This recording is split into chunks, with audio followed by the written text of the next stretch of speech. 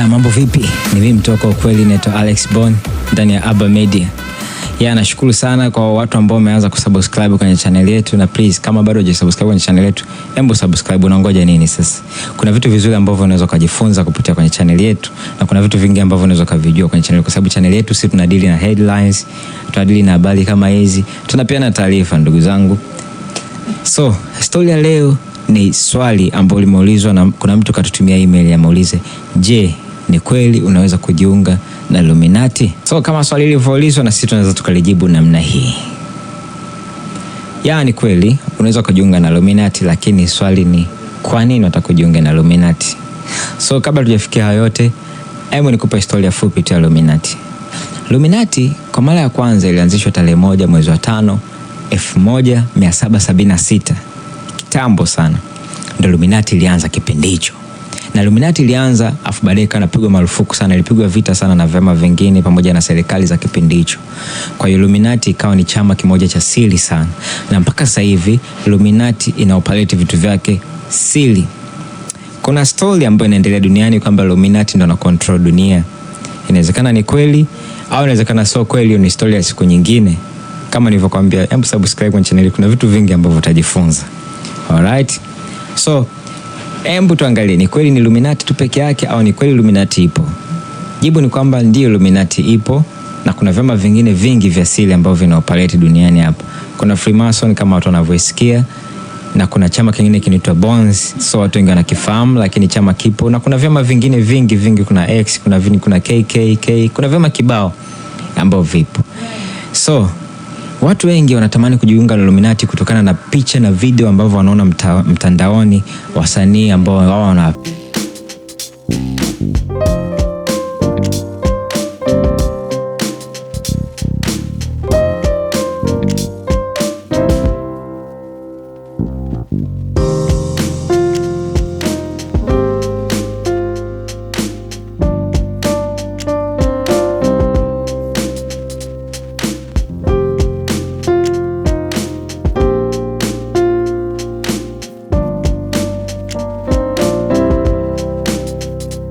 ndio kinafanya watu wengi kujisikia kwamba wanatamani kuwa member wa Illuminati, kwa sababu wanahisi kuna lifestyle fulani ambao watakuwa nayo, na wenyewe wataifikia. Watu wengi wanataka kujiunga na Illuminati kutokana na wanataka kubadilisha maisha yao. Kuna neno moja limeandikwa kwenye vitabu vya dini kwamba pesa ndio mzizi wa ushetani, lakini nataka nikwambie kwamba umaskini mzizi wa ushetani. In English wanasema money is the root of evil. Lakini nataka nikwambie kuwa maskini ndio root of evil. Kuna vitu vingi ambavyo unavifikiria ukiwa maskini, kuna vitu vingi ambavyo unatamani kuvifanya ukiwa maskini. Kuna step ambazo unaweza ukazifikia kama ukiwa maskini, uko tayari kufanya kitu chochote kwa pesa, imradi tu change maisha yako. Watu wengi wanauza soul zao kwa ajili ya kuwa Illuminati. Na kitu ambacho ni Illuminati paka kwamba ni jamii asili. Je, ni kweli unaweza kujiunga nayo au unaweza kuwa member Illuminati? Ni kwamba ndio unaweza kuwa na member Illuminati au unaweza kuwa member chama chochote, imradi utafikia zile requirement.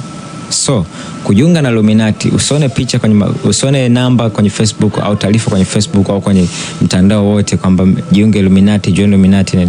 Hizo zote ni fake. Illuminati haujiungi kwa njia hiyo. Njia ambazo unaweza kutumia kujiunga na Illuminati ni kwamba either unamfahamu mtu ambaye ni member Illuminati, kwenda akufikishe ili kwenda kukutana na Grand Master wa ile lodge ambayo yeye ana attend kila siku au kila Ijumaa, sijui. Ukutane na yule Grand Master, alafu ile Grand Master ndio utamuelezea ni kwa nini unataka kujiunga na Illuminati. Akiona sababu zako kweli zinafaa au zinamridhisha, basi unaweza akakupa siku ya kwenda ili kufanya initiation kwa ajili ya kuwa member wa hicho chama. Au unaweza kujipeleka mwenyewe, tafuta ambapo kuna lodge ya Illuminati, uende, au kama desire yako ni kwa Freemason, tafuta lodge ya Freemason, uende kwenye ile lodge siku ambao wenyewe nakutana, alafu kutana na Grand Master wa ile lodge, muelezee kwamba unataka kujiunga. Zaidi hapo ni wao wenyewe kukuona afu kuinvite. Kwamba akishaona kama una potential kwenye mambo yao, basi wanaweza kukuinvite kwa ajili ya kukupa kazi fulani, kwa unakuwa member kwa ajili ya kazi fulani, kupush ile agenda yao. Alright? Je, watu ambao tunaona sasa hivi sasa wasanii na sana wasanii, naongelea kuhusu wasanii sasa, wasanii wetu wa Tanzania, je, ni kweli wale watu ni Illuminati? Kuna vitu viwili nataka tuvielewe hapa. Kuna ushirikina, kuna watu wamepata zile nguvu kishirikina, sio kwa njia ya Illuminati, japo zote ni njia za shetani. Lakini kuna wengine wamepata kiuchawi. Unaelewa? Mfano, kuna watu ambao wanasafiri wanaenda Nigeria au wanaenda Ghana au wanaenda Kongo kwa ajili ya kujiunga kuwa vile unavyowaona, alafu wakija kwako wanasema wao ni member wa Illuminati. Wanavaa ringi kwa sababu vote vinafanana. Vote ni njia ya shetani, lakini kuna njia ya shetani ambayo ndio wenyewe wanaitumia, ambayo ni evil sana. Na inasikitisha kuona sometime wanavifanya hadi mbele za watu.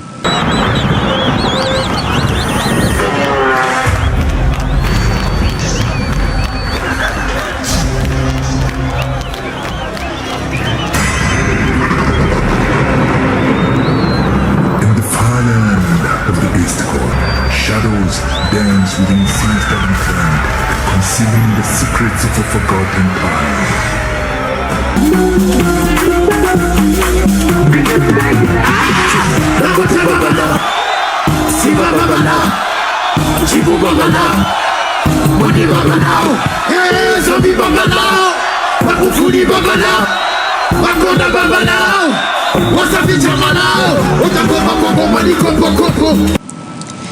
So kama umeona jinsi alivyofanya, na yeye anaonekana kabisa, sisemi kwamba anatumia, kama umeona kwenye hizi flash hiyo, inaonekana kabisa huyu mtu anatumia nyoka. Kuna njia ambazo unaweza kupata pesa kwa haraka kwa kupitia nyoka. Unakuwa unalala na ile nyoka au unapush again, unakuwa kama shoga kwa kutokana na yule nyoka. Unafanya vitu ambavyo yule nyoka anavifanya. Watu wengi wanapatia uchawi kutoka Nigeria, kama unavyoona huyu pastor. Msikilize pastor kuelezea. Yes, indeed, I traveled to Nigeria, as I've said. I've been to Zimbabwe, and you know, once you are introduced into this power, the problem is that you want to be more powerful. You know, power makes you to seek more power. You are not satisfied with what you have. You want to outbeat other prophets in Pretoria. You want to outbeat other prophets in your place. And I remember that I wanted to increase the power I had, and that is when I was introduced to a man in Zimbabwe. I was told about this man who's able to take things out of the people's body, the JSO, all those things. I don't believe into those things anymore, because I know there are no such things where they say that there's a snake living inside of your body. I mean, we know snakes are in the zoo, so your body is not even a zoo. How can a snake live in your body? Now, what we used to do during that time, because I used to do this thing, listen to me very well, I used to do this thing very well. I know how it has been done. Number one, the man took me and said, let us go to Zimbabwe where you will be initiated. Then I said, we go. And then when we went to the Zimbabwe, they told me that you came at the right time. We just had a funeral, because you are going to use the spirit of the dead. You know, these are just demons in different titles and different names. And they said, we are going to use the spirit of the dead. And I said, no, it's fine. And we waited for a midnight, and they said, now is the time. You know, these people, when they come, they just tell you to do something.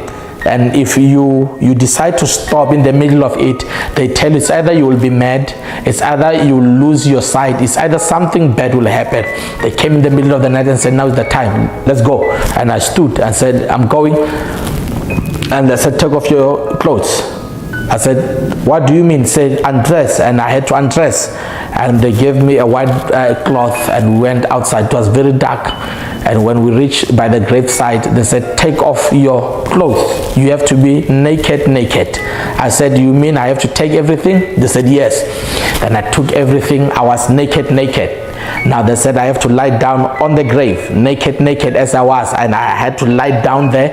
And as I lied down, they said now they are connecting me with the spirit of the dead. And I lied down, and they left, and they said, we'll come and take you. You know, I had this fear and say, if the community can just come in and find me in that kind of a setting, They will say, here we have found a witch straight, because you can imagine a naked man, a young man in the grave, a man who is sane, a man who grew up well, but here you are, a South African national. You can just imagine, where do you come from? I come from South Africa. You don't speak their language, you speak maybe Sotho or Venda. So they will think, how did you come here? They will just imagine that maybe you came with a broom, or you came with a half bread, or all these stories. But that was the situation. But suddenly the protection of God was there also. Nobody came, and up until these guys, they came and said, now you are strong. And from then they gave me a flower and said, this flower I should put it in my office, and I should put some sweets on it, and I will pour milk on this flower, because it represents the spirit of the dead child that I was sleeping on that grave.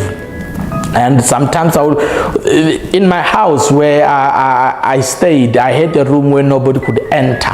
Now in that room, I would put all these calabashes, all these powers there, because of I realized that they wanted their own space.